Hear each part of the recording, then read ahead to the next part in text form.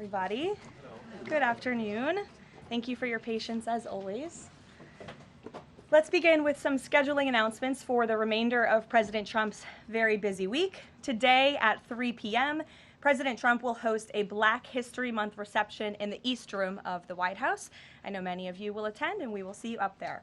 Tomorrow, President Trump will host a Board of Peace meeting at the Donald J. Trump Institute of Peace, where he will announce that member states have pledged more than $5 billion towards the Gaza humanitarian and reconstruction efforts, and have also committed thousands of personnel to the International Stabilization Force and local police to maintain security and peace for Gazans. Tomorrow afternoon, the president will travel to the great state of Georgia, where he will visit 2 local businesses and give a speech on his efforts to make life affordable for working people. On Friday, President Trump will host a working breakfast with governors in the East Room here at the White House. And on Saturday night, President Trump and the First Lady will host the annual Governor's Dinner.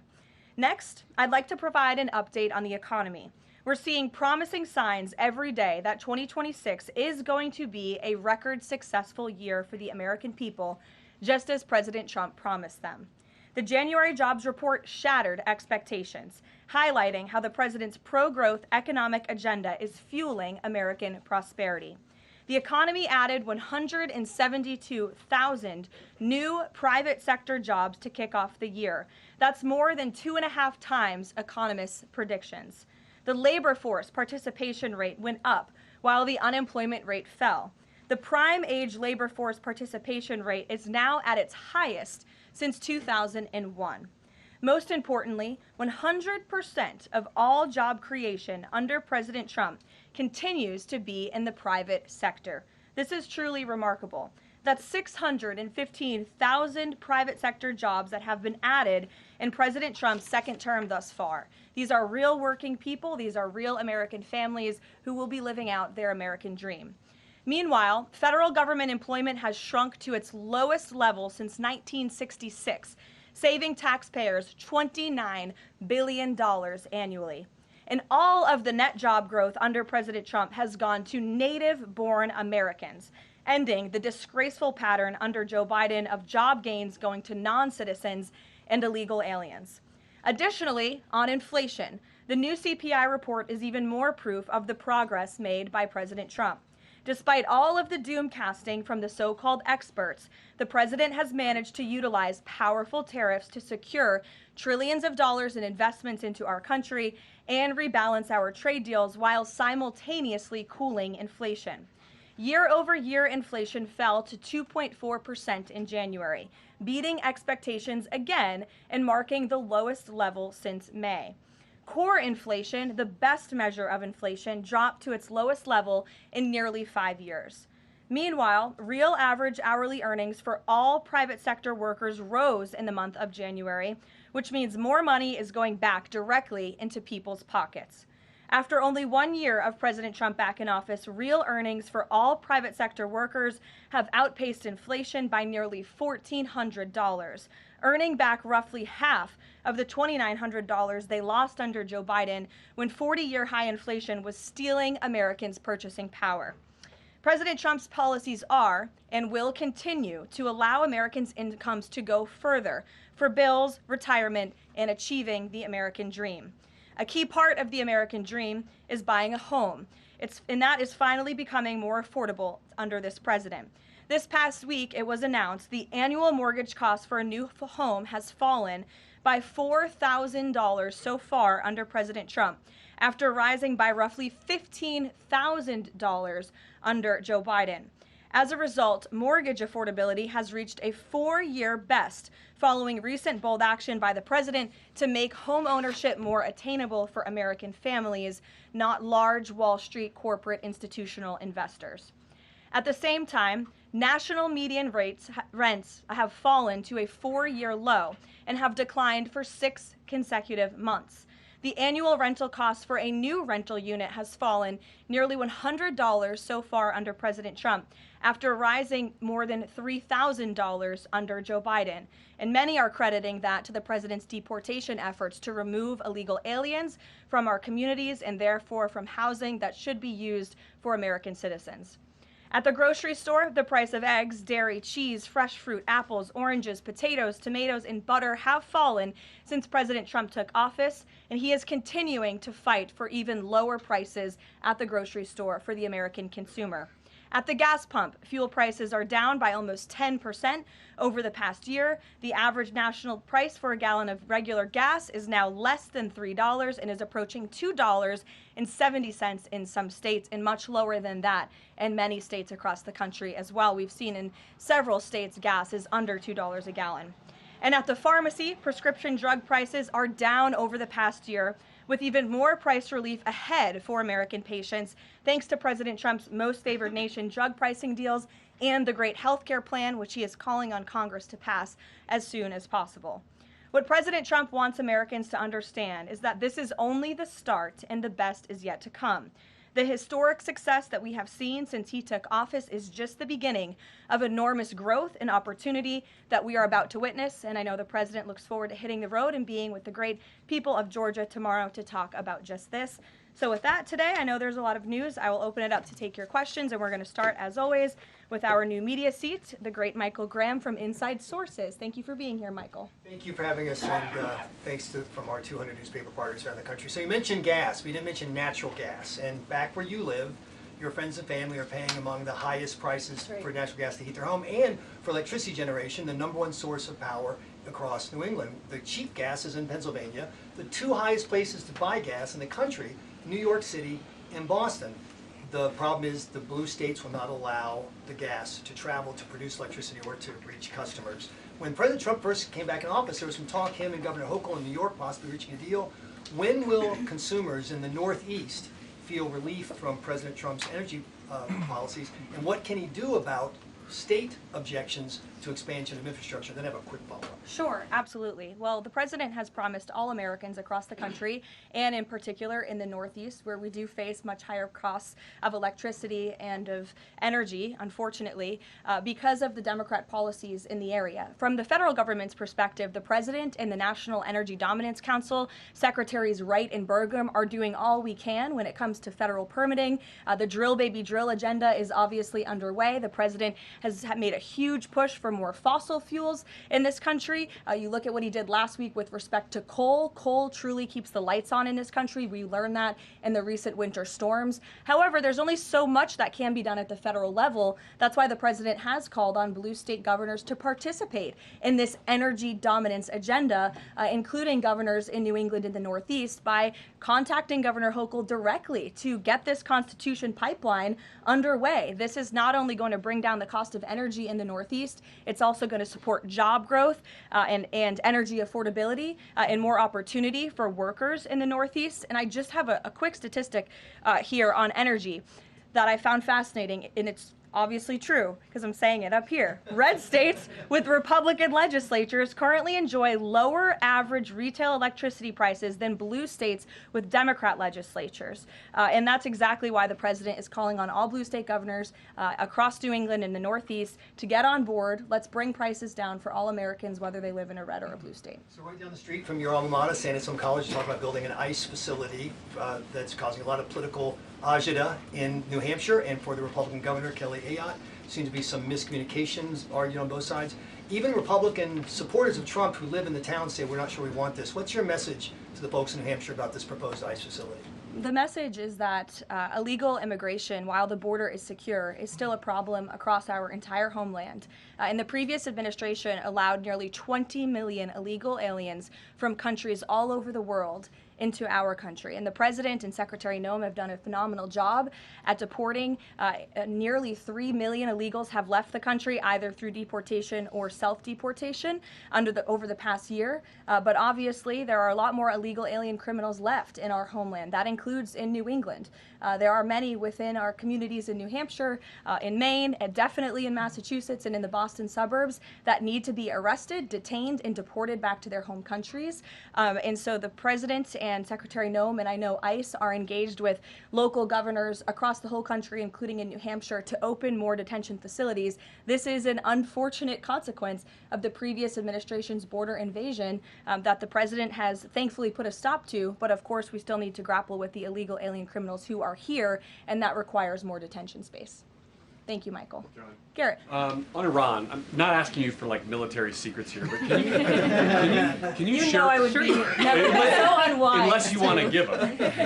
Can you share a little bit about the president's thinking on whether or not to strike Iran, who he's talking to, what information he's consuming, and why a strike might be necessary on a nuclear program he says was obliterated by the last U.S. strike?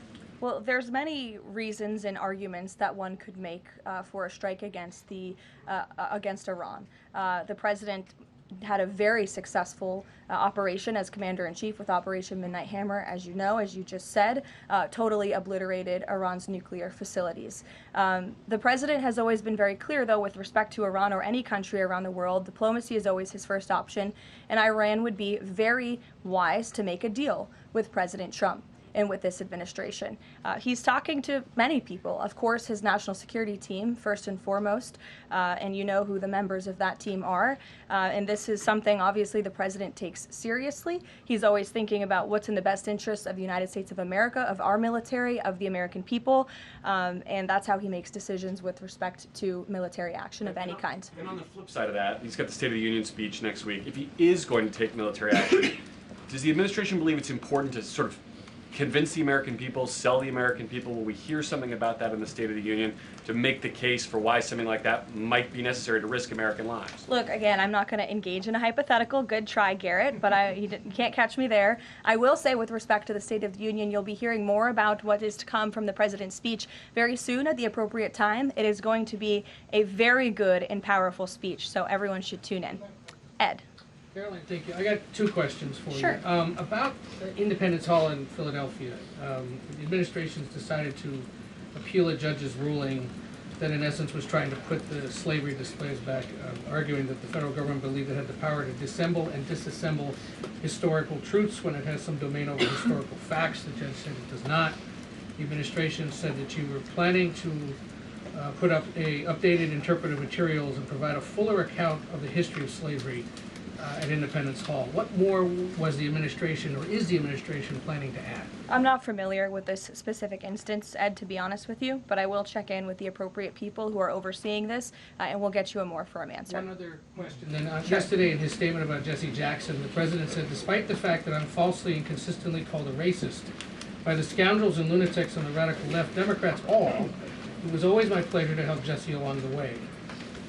Where or when does the president believe he's been falsely called racist? You're kidding, right? No.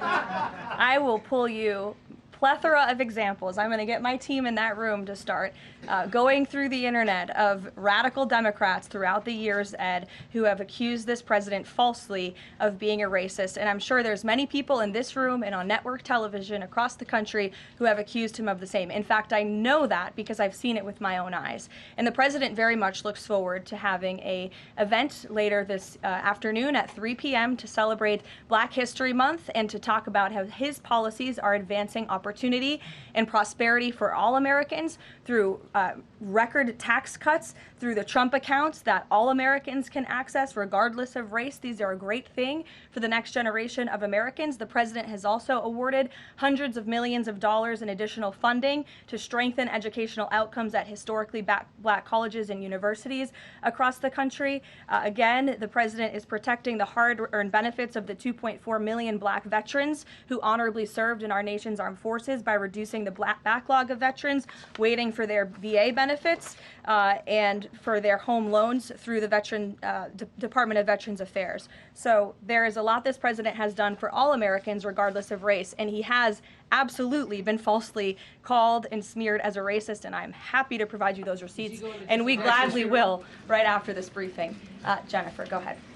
You mentioned the $5 billion in pledges for the Board of Peace. Will we be able to get a breakdown of which countries are providing each of those pledges? Yes. And which countries are providing troops? Sure, we're happy to provide that breakdown, and I'm also happy to provide the list of countries that will be attending tomorrow. I know it's more than 20 countries. I know there's a lot of interest in that. I'll spare myself reading you the list of 20 countries from the podium, but we will provide it, and the president will be opening the meeting tomorrow with remarks, and will sort of formally be chairing the meeting at the beginning before he departs for Georgia tomorrow. And then on the sewage spill, the sewage pipe that broke on the Potomac, can you give us an update on the federal government's response? And officials have told CBS that some of that aging infrastructure is a concern, that this particular pipe wasn't even of the most urgent concern. Do you know if the government is looking into which other pipes could be at risk of collapsing? Well, the next step in this process is for any of the three local jurisdictions involved, whether that's the Commonwealth of Virginia, the state of Maryland and Governor Moore, or the District of Columbia, to step forward and to ask the federal government for help and to ask for the Stafford Act to be implemented here so that the federal government can go and take control of this local infrastructure that has been abandoned and neglected by Governor Moore in Maryland for far too long. In fact, it's no secret that Maryland's water and infrastructure have been in dire need of repair. Their infrastructure has received a nearly failing grade in the 2025 report card from the American Society of Civil Engineers. This is the same grade they've received 5 years earlier. There has been no improvement under the leadership of Governor Moore. He's clearly shown he's incapable of fixing this problem, which is why President Trump and the federal government are standing by to step in. And for all of the environmentalists in the room and across the District of Columbia, let's all hope and pray that this governor does the right thing and ask President Trump to get involved, because it will be an ecological and environmental disaster if the federal government does not step in to help. But of course, we need the state and local jurisdictions to make that formal request. That's part of the legal process to move forward. Peter. So you said that any of the three Democrats just need to ask. A few minutes ago, Maryland's Governor Wes Moore asked. He said, if the president wants me to ask nicely, our response is this: please, Mr. President, do your job. To which I say, I'll ask the president and we will provide you with the next steps. But in all seriousness, the federal government has been preparing plans. The White House has been in contact with FEMA, with the Army Corps of Engineers, with the Environmental Protection Agency. Again, we've been standing by. This is a problem we want to fix, not just for the federal government, but for everyone who lives in the District of Columbia, including all of you. So you're welcome. To your point about that, there are a lot of events coming up for America 250. The president wants people from all over to come to the nation's capital. Is he worried that by the summer, the Potomac River will still smell like poop? He is worried about that, which is why the federal government wants to fix it, and we hope that the local authorities will cooperate with us in doing so. Steve. So what will the $5 billion be used for in Board of Peace, and will that be sort of a down payment for much more money? You'll be hearing more about that tomorrow at the meeting. If you recall, at the first meeting when we were in Davos, Jared Kushner did provide a very detailed PowerPoint presentation for the vision of Gaza, the reconstruction and the humanitarian efforts, of course, providing local security on the ground. That will be part of the discussion tomorrow, is how can we maintain security? First, you must achieve security to get to prosperity, which is sort of the second part of this plan. So you'll be hearing more about that tomorrow, but I would just point out $5 billion worth of investment. We're talking about reconstructing Gaza. I remember when those words came from the president's lips in the East Room many months ago, and all of you in the press were bewildered at how the president could have such an ambitious goal of rebuilding Gaza, which is obviously a place that has been just turmoiled by violence and chaos for many, many years. But we are well underway in doing that, and it's a historic accomplishment for this president. Secondly, is the president seeing enough progress in the Iran talks to let negotiations go a little further? I mean, where do things stand after yesterday's talks? I think you heard from the administration and the State Department yesterday that there was a little bit of progress made, but we're still very far apart on some issues. I believe the Iranians are expected to come back to us with some more detail in the next couple of weeks, and so the president will continue to watch how this plays out. Sure. I'll follow up on that. Thank you, Caroline. On these Iran talks, I mean, how much time is the president willing to give it before he is seriously maybe considering military action? Is he willing to give it that full 2 weeks? And has he given the Iranian officials a deadline on when he wants to see a deal? It's a fair question, Rachel, but I'm not going to set deadlines on behalf of the President of the United States from up And then here. just one more on the shutdown. We're now in this partial shutdown over DHS funding. Has the president personally spoken to the Democratic leaders in Congress? Can we expect to see them at the White House to try to make a deal on this? Not to my knowledge, he hasn't had any direct conversation or correspondence with Democrat lawmakers recently. It doesn't mean he's not willing to. I'm just not aware of any conversations that have taken place. I do know the White House and the president's representatives have been in direct conversations with both Democrats and Republicans, but of course, Democrats are the reason that the Department of Homeland Security is currently shut down. They have chosen to act against the American people for political reasons, and now we have FEMA workers, the men and women of the United States Coast Guard, men and women of TSA who keep our airports moving, who will be working without paychecks for no good reason other than the Democrats wanting to pick a fight with Donald Trump. And the president thinks that is irresponsible and despicable. He wants the government to be open. We've been engaged in good faith negotiations with the Democrats. Last night they sent over a counter proposal that frankly was very unserious, and we hope they get serious very soon because Americans are going to be impacted by this. Sure. Thanks, Caroline. President Trump has talked about a forthcoming executive order on voter ID. Is there more details you can provide about for that? And can you talk about any steps that you're taking to overcome core challenges that you've kind of faced in this area before on voting? Well, as the president said in that Truth Social post, he's discussing and exploring legal options for a potential executive order with respect to voter ID, but this is something he's made very clear he wants Congress to get done. The Save America Act is a common sense piece of legislation that has now passed the House of Representatives to ensure that voter ID is a requirement in the United States of America. This is a common sense policy that nearly 90% of the country agrees with. You need an ID to go and purchase alcohol. You need an ID to go to the library and check out a book. And so the president thinks you should have an ID to vote in our nation's elections. And I know the vast majority of Americans agree with him on that. And he wants Congress to move quickly to get it done. Sure. On Cuba, you know, it's increasingly being described as a humanitarian crisis. What is a successful outcome for the U.S. that the U.S. wants to see in Cuba?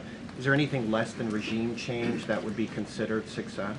I think, as Secretary Rubio has articulated and the president himself, we obviously want to see flourishing and prosperous democracies all over the world, especially in our own hemisphere. I'm not dictating any actions the United States may take to get there, but of course that's in the United States' best interest to have Cuba be a truly free and prosperous democracy. Unfortunately, right now, that is not the case. They are a regime that is falling. Their country is collapsing, and that's why we believe it's in their best interest to make very dramatic changes very soon, and we'll see what they decide to do.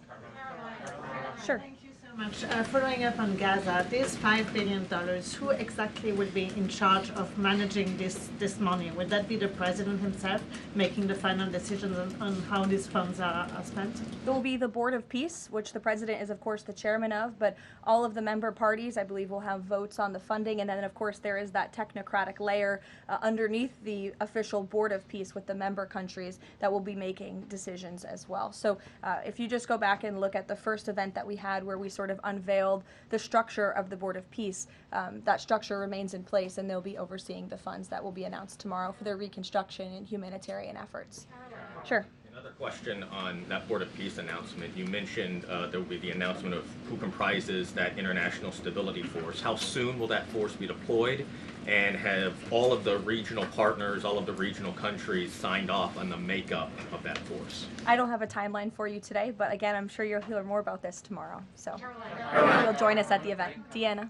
Thanks, Caroline. Two questions. Sure. First, the president has talked a lot about housing affordability, and several countries that are facing housing shortages, including Canada, for example, have imposed a ban on non-citizens, like foreigners, from buying their houses. Do you know if that's a strategy that the president would be willing to deploy? Well, first of all, the president is obviously committed to deporting illegal aliens from our country and those who are not lawfully present in the United States, which he has done at a record pace, which has led to the falling of rents, as I pointed out in my opening remarks. Secondly, the president has recently announced that he is fighting for a ban on institutional investors and Wall Street billionaire corporations from buying up single-family homes that should be lived in his opinion, by American families. We know this is going to have a remarkable impact on the housing market and on prices and supply and demand for the American consumer and the American family. And then thirdly, the president is also expediting permitting as fast as we possibly can to build more homes, to increase supply, to obviously bring down the cost of home ownership and purchasing homes for the American people. And then also, as I mentioned as well, we do see mortgage rates falling. So all of this is combining to make housing more affordable in this country. There's still a lot more to do. The president is still digging his way out of the mess that was created by Joe Biden's administration in jacking up mortgage rates and jacking up housing costs. But we do see very positive trends in this direction. And the president wants the United States to be a nation of owners, not renters. He wants families to live in homes, not institutions and big corporations. Michael. Caroline. Secondly, on Ukraine, yesterday Zelensky said in an interview that he says that it's not fair that the president is saying that Ukraine has to make concessions. He's saying this publicly, and not Russia. Has the president seen these comments? And when the president says that Ukraine has to make concessions, is he referring to giving up Donbass?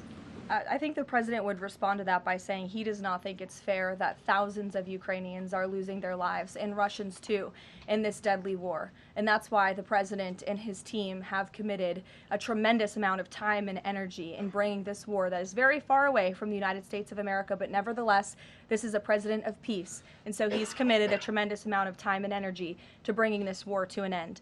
Just yesterday, there was another round of trilateral talks between the U.S., Russia, and Ukraine. There was meaningful progress made in both parties. Both sides agreed to update their respective leaders and to continue to work towards a peace deal together. So there will be another round of talks in the future, but I think the president views this entire situation as very unfair, not just for Russians and Ukrainians who have lost their lives, but also for the American people and the American taxpayer who were footing the bill for this war effort before President Trump put a stop to it. And I would just remind everyone around the world that the United States is still selling weapons to NATO that are then being sent to Ukraine in their defense of their freedom in their borders. Michael. Caroline, Russia is reportedly joining Iran for joint naval exercises in the Gulf of Oman this week. Has the president issued any kind of warning to Russia or even China not to involve itself if the U.S. decides to strike Iran? Not to my knowledge, no, or not that I would dictate from this podium. I wouldn't reveal the president's private conversations with world leaders. With respect to that, again, when it comes to Iran, the president has a decision to make, and he will do that, and I'm not going to broadcast what that decision may be ahead of him. President Barack Obama, Caroline, was recently asked if aliens are real. He says they're real, but he hasn't seen them. The president's daughter-in-law, Lara Trump, told Miranda Devine of the New York Post that the president has a prepared speech on this issue that he prepares to deliver at the right time. Is that true? And does the Trump administration believe aliens are real? Well, a speech on aliens would be news to me. That sounds very exciting, though. I'll have to check in with our speech writing team. And that would be of great interest to me personally, and I'm sure all of you in this room, and apparently former President Obama, too. So we'll keep you posted on that. Tyler. The White House has touted an unprecedented amount of cooperation with counties in Minneapolis after the negotiations with Tom Homan. Are those written or verbal deals with the sheriff? How many have agreed to cooperate on immigration enforcement who previously refused to do so? Yeah, the last time I spoke with Mr. Homan, which was just a few days ago, he assured us that nearly every single county in the state of Minnesota has agreed to notify ICE when they are releasing criminal illegal aliens from their jails. This is an unprecedented level of cooperation that we have not seen. It has led to not only cooperation to detain illegal aliens in Minnesota, which just this past week I have looked at at the list, they've detained some very heinous people who none of you would want living in your communities, but has also led to a much more calm situation on the ground. We've also seen, and you've seen this with your own eyes play out, the local police and the state police have now cooperated in the arrests of left-wing agitators and criminals who are unlawfully obstructing immigration enforcement in their efforts. So this is a huge win, and again, the president sent Mr. Homan to Minnesota to do a job, and he has done it well, and I think the situation on the ground proves that. Are those like written agreements that they've been signed by various officials in the state? These are agreements that have been made by state and local officials in the federal government, and we are seeing that cooperation play out every single day. These counties are notifying ICE when they are releasing criminal illegals from their jail, and we do know that they are arresting left-wing agitators who are unlawfully impeding law enforcement. There's video to show that. Show it yourself. You can view it with your own eyes. John. Thank you, Caroline. You mentioned two things: DHS closed and the SAVE Act IDs. Both of these could get solved in 15 minutes if Senate Leader John Thune simply got rid of this phony 60-vote cloture rule and got 51 votes, and that would be the end of it, because everyone in this room knows if the Democrats take over, they'll get rid of that rule in 90 minutes. They already tried it one time, and the two Democratic senators that stopped it are no longer there, Manchin and Sinema. President Trump is backing a lot of these senators for re-election, and yet they will not get rid of the 60-vote cloture rule, which is holding everything up. What is the president's position on John Thune in the Senate finally getting rid of this so this legislation can get moved? Well, the president has a good relationship with Senate Majority Leader John Thune. They keep in very close contact, and they work together all of the time. I hear your passion in your voice, and I know it's shared by many Americans across the country, including the president himself. He wants to see the SAVE Act voted, and he's expressed that both publicly to all of you, the American people, but also privately in his conversations with Senate Majority Leader Thune and many other members of Congress as well. Yes, Rav, go ahead. Good to see you. So J.B. Pritzker just recently signed the bill. The law went into effect in January, and it's supposedly going to allocate about $2.5 billion to illegals to go to college and financial aid in the state of Illinois. What is the White House's reaction to this? Illinois is already, by 2027, they're supposed to have a $3 billion deficit.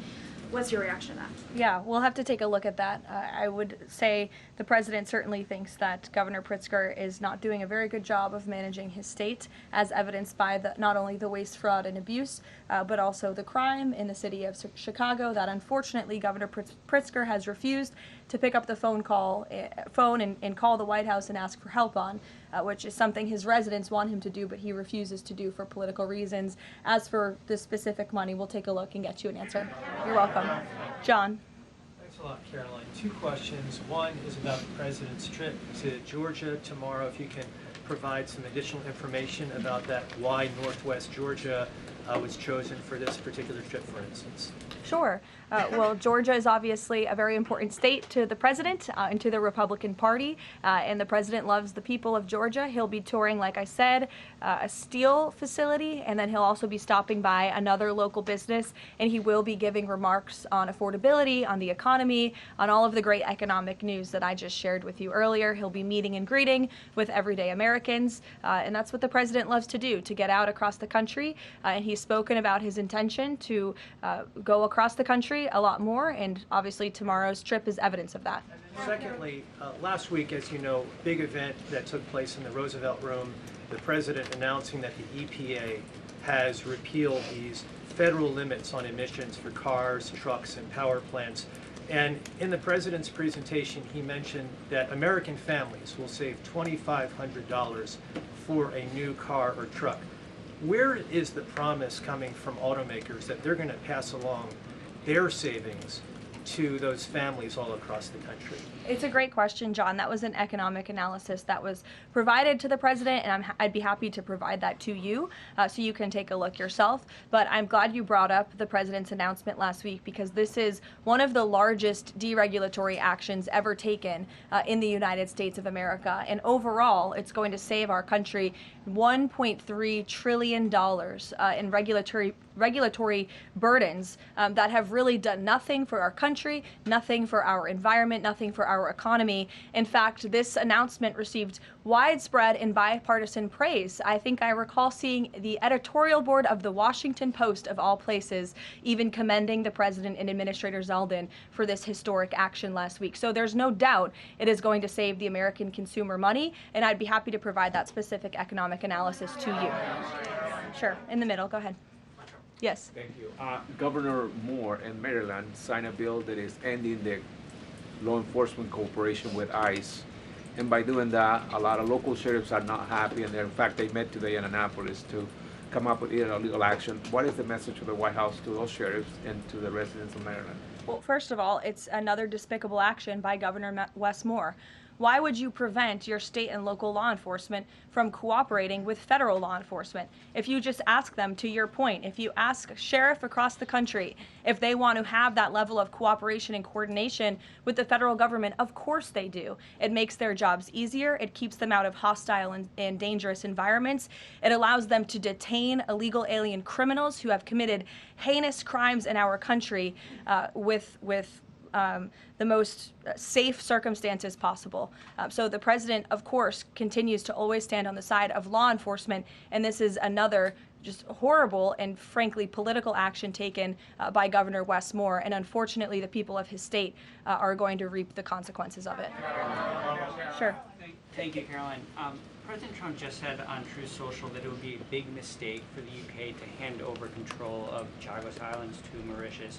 But the State Department earlier this week has said that the U.S. does support that handover. So does this post now suggest that the U.S. does not, or that President Trump has changed his mind on this? The post should be taken as the policy of the Trump administration. It's coming straight from the horse's mouth. When you see it on Truth Social, you know it's directly from President Trump. That's the beauty of this president and his transparency and relaying this administration's policies to all of you and to the rest of the world.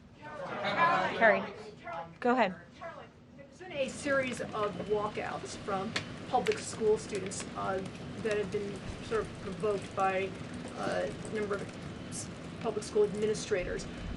What are your thoughts on this? What's the administration's thoughts on this? Will they be taking any actions on these walkouts against ICE?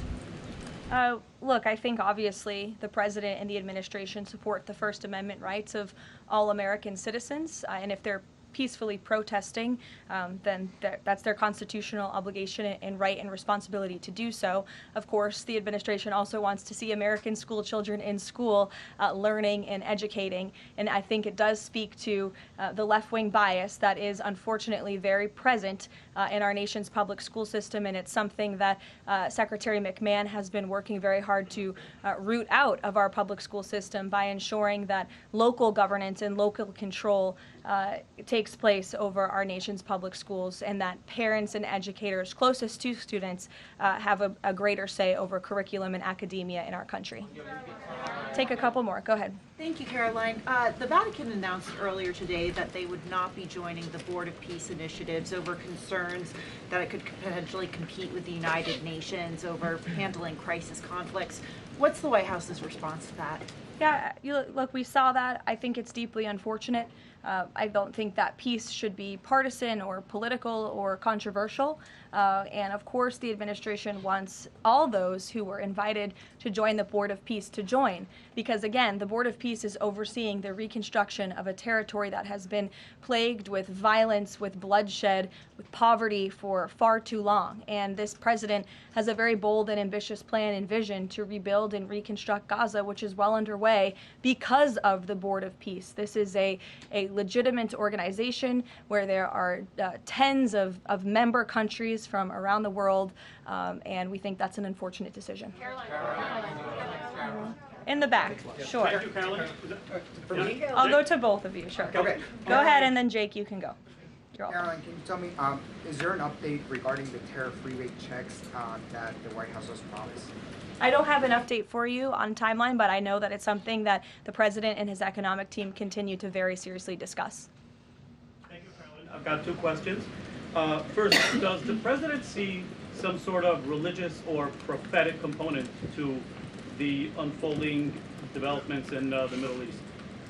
I haven't spoken to him about that particular perspective, to be honest with you, but of course the president wants peace for all people of all faiths all around the world, and that's part of his push to create peace in the Middle East, which he has done successfully.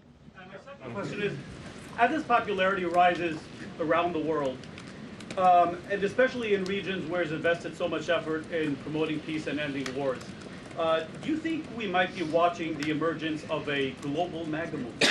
Is this something that the president has discussed at all? Well, I don't know, Jake, but I sure hope so. Take a couple more. Go ahead. Sure. I wanted to ask you about Iran.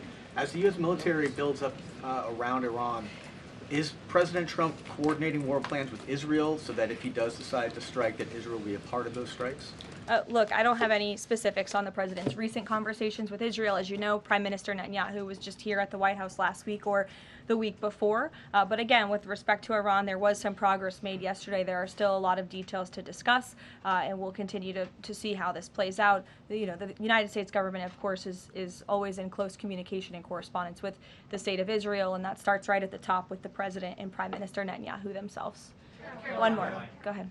Last week we saw the underlying affidavit for the search warrant that was executed in Fulton County, and there was not any mention in that document about foreign election interference in the 2020 election. I'm wondering if DNI Gabbard has uncovered that in Georgia or in Puerto Rico, where we know her team was sent as well. I don't have any updates for you on that today. I would defer you to the director's office herself.